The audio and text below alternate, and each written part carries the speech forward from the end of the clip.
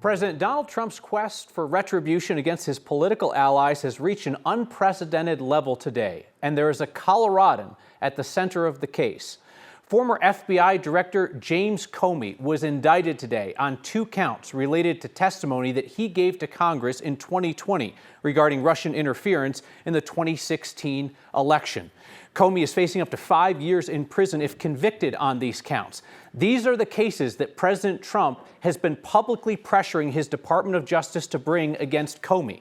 In fact, the attorneys leading the Eastern District of Virginia had refused to bring the case against Comey because it was too weak. So the existing U.S. attorney was pressured out of the job, and President Trump just installed on Monday a new prosecutor. Her name is Lindsay Halligan. If that sounds familiar, she's a Coloradan. She grew up here in Broomfield, played for Holy Family, played sports for Holy Family, went on to study journalism at Regis here locally, then went on to get a law degree at Miami. She became a personal attorney for President Trump, who became enamored with her TV defenses of his cases. He liked the way that she could communicate in the media on Fox News and other places. And now he has put her in the post to prosecute James Comey. She arrived on the job Monday. This is Thursday, and the case was brought before a grand jury. News outlets are reporting that the grand jury did not indict on every charge put before them, but they indicted on 2 of those charges, making a false statement and obstruction of justice.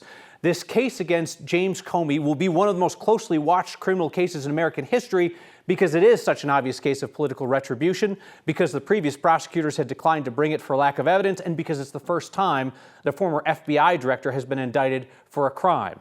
It will also be Lindsay Halligan's first ever federal prosecution.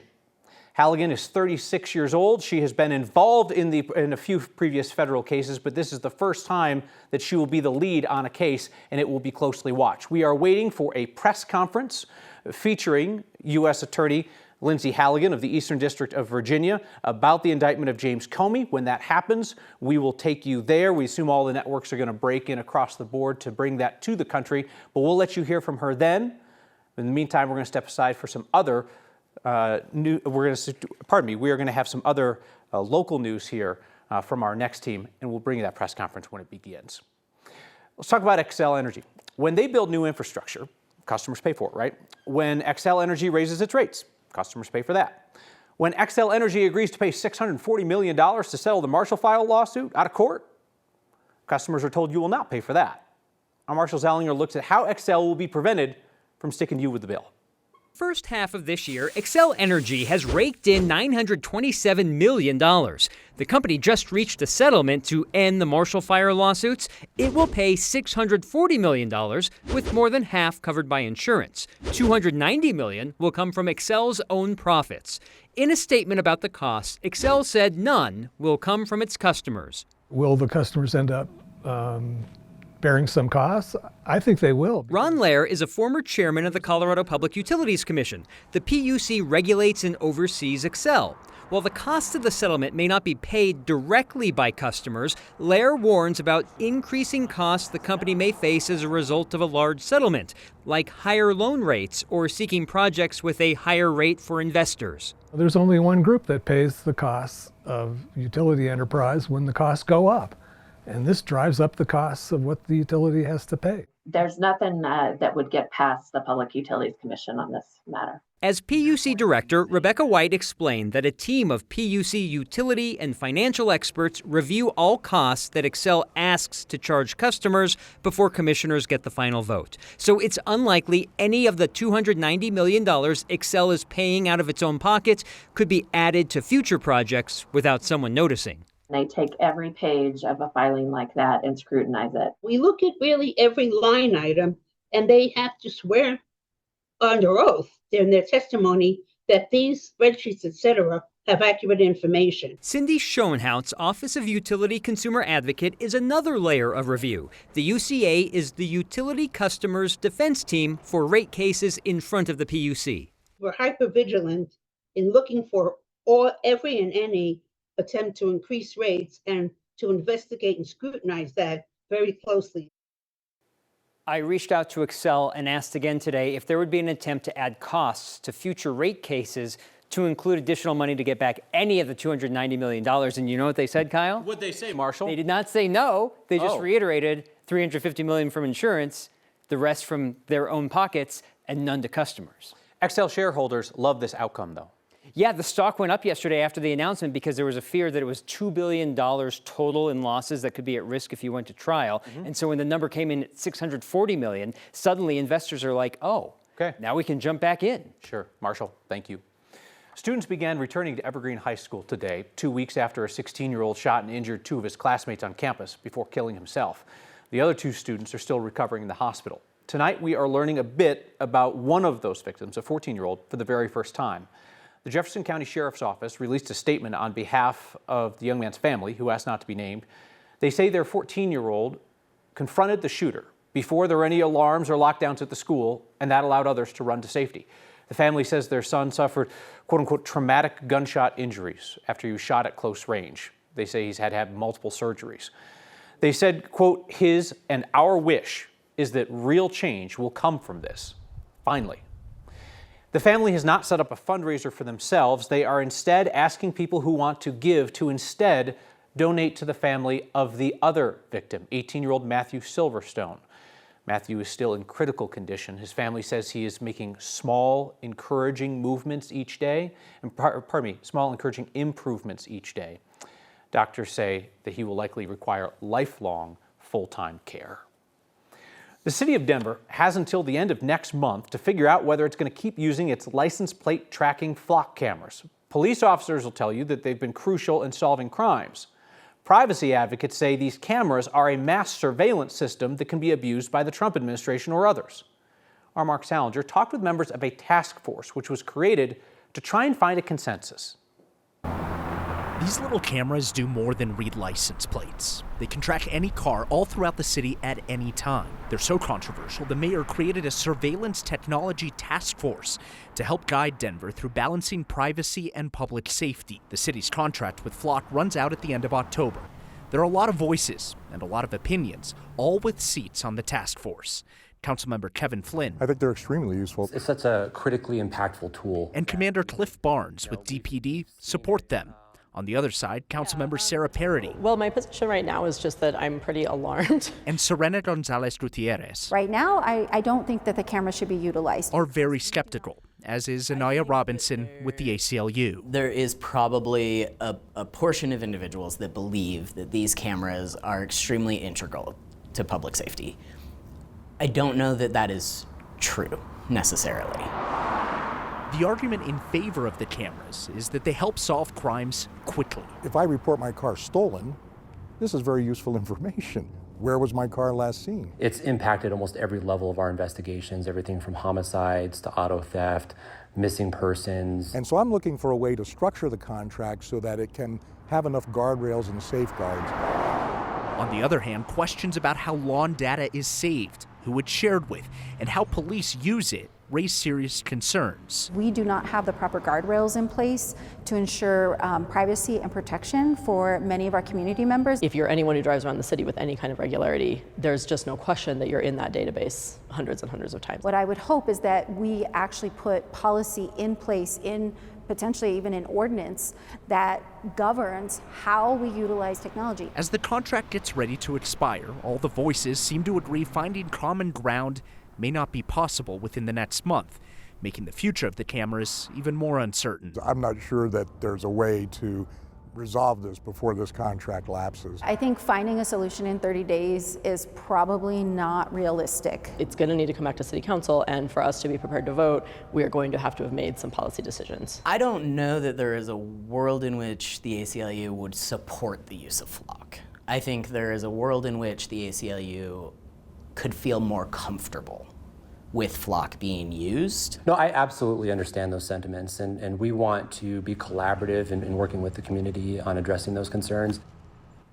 Council members want to see guidelines created not only for flock cameras, but for surveillance technologies as a whole. City of Denver has already worked to make sure that data isn't shared with immigration authorities, though we know places like Loveland, for example, has shared data with ICE and Border Patrol.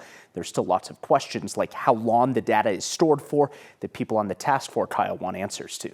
We talk about these cameras so much, Mark, and we know that they're all over the place. But I mean, how many of them are there? The answer is we don't know, and council members also don't know the answer to how many flock cameras there are in Denver. They know how many the city of Denver has contracted for, but then there are these private flock cameras, places like HOAs, different businesses that have added these cameras to their locations that can also tap into the greater flock system around the country. All right, Mark Salinger, thank you very much. Still standing by for that press conference from federal prosecutors on the indictment of former FBI Director James Comey.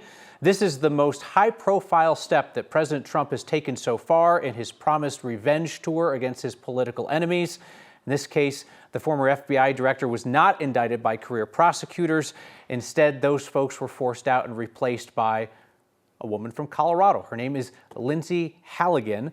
She grew up here, went on to get a law degree, became the president's personal attorney, and now at age 36 is prosecuting her very first federal case on her fourth day on the job, the case against former FBI Director James Comey. We will have that press conference from her as soon as it happens. This next continues. So somebody out there in Colorado has been stealing 6-foot-tall rooster yard art. Not the real live guys, but a 6-foot-tall version, which leads us to ask, huh? Colorado's prisons are so overcrowded these days that state legislators are rushing $3 million in funding to add more beds. Last month, the state's prisons had just a 3% vacancy rate. According to our partners at Colorado Politics, that triggered some emergency prison population management measures like paroling certain inmates with low-level offenses to free up space. Law enforcement officers say the overcrowding stems from a few issues: high number of people being sentenced for parole violations, the loss of about 300 prison beds due to lack of funding. Well, this week, state legislators approved $2.8 million to add 150 beds at the state's medium security prisons. Funding for another 100 beds will kick in next July. Meteorologist Chris Bianchi is along. Happy Equilux. I didn't get you anything. Is this a holiday that you traditionally get somebody something for?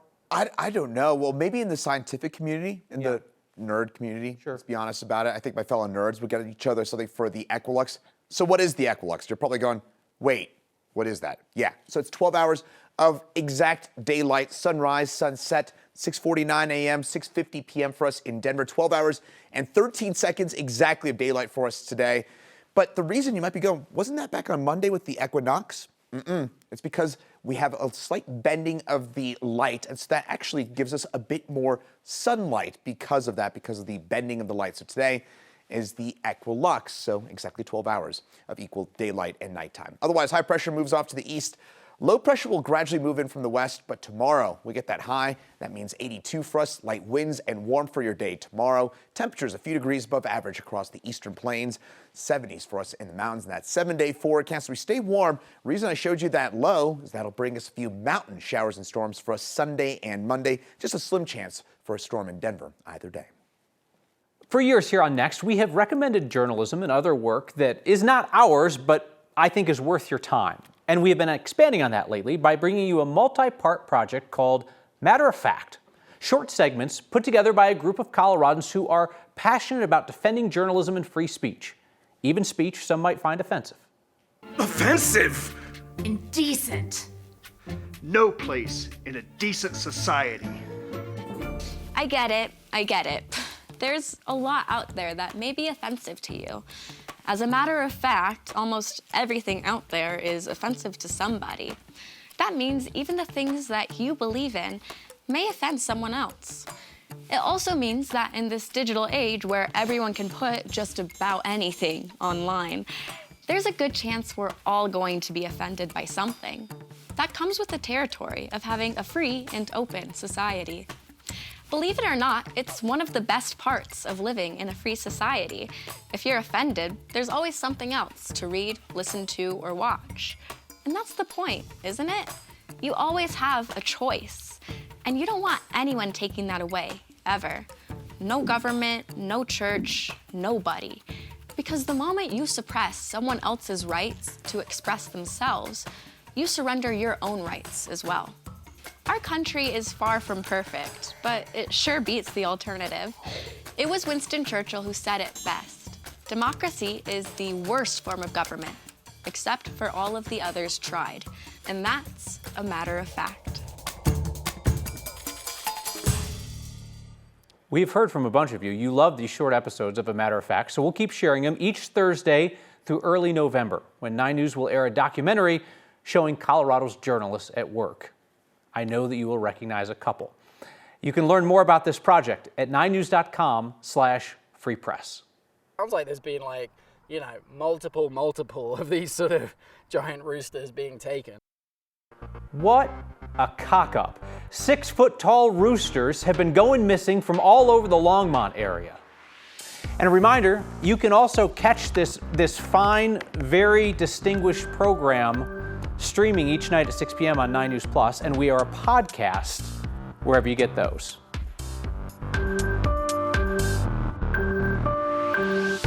We're still standing by for an expected press conference on the unprecedented indictment of former FBI Director James Comey today. Lead prosecutor is Lindsay Halligan, newly appointed by President Trump and prosecuting her very first federal case on her 4th day on the job. She's from Colorado and was a former Miss Colorado finalist before getting her law degree. There's absolutely no way to transition from that story to this next one, so we're just going to do it. Giant chicken lawn ornaments are disappearing in the dead of night in northern Colorado, a crime most foul, but our Mike Grady's on the case. Yeah, so this is our layer flock. We've got the door open right now. A lot of them are inside laying eggs since it's the morning. Lots of livestock call this little farm in Boulder County home. Bruce, yeah, he's having a little go at me. Andy Johnson and his family. Yeah, we just call him Blue. Name just about all of them. Yeah, this guy's my favorite sheep, Charlie, this one. He's basically like a fluffy dog. Like, he just wants to be pet. A few weeks ago, one of their most prized animals wandered off. Well, we also affectionately had named him Ralph. He was a big 6-foot metal rooster that we had out front on the side of the road there next to our sign for our egg stand. That's where he was. This was only a few days before he was taken in the middle of the night, basically. A thief in the dark took the rooster from his roost. We did lose one chicken, the big boy. Big in stature and price. They're a couple of $100. Yeah, they're like $200 usually is about what they sell for. Law enforcement officials tell us this is not the only foul poaching around here. Andy's also heard of a few more. Yeah, people started commenting on this post and saying one was stolen from Loveland a couple of months ago. Someone said they had 3 in their backyard garden that was stolen over the course of a year. Multiple of these sort of giant roosters being taken, which just makes it even more bizarre. Ralph's friends are taking the news hard, especially Bruce. You know, he probably enjoyed Ralph looking out over over our roost, our home here. Everyone just wants Ralph to come home. No hard feelings. If you bring him back, that's all good. For Nest, I'm Mike Grady. Marilyn, somebody tried to take a peacock lawn ornament too. And what happened? Oh, there's something about the peacock blocked them from making off with it. That'll happen. Yeah, that will happen. Feedback next. NBC News will be breaking into programming to bring you that James Comey prosecutor press conference when it happens. Deanna says, thank you for speaking the truth about this prosecution. The evidence or lack thereof will speak for itself, but we have to be clear. The idea of a prosecution being publicly and personally directed by an American president is unprecedented.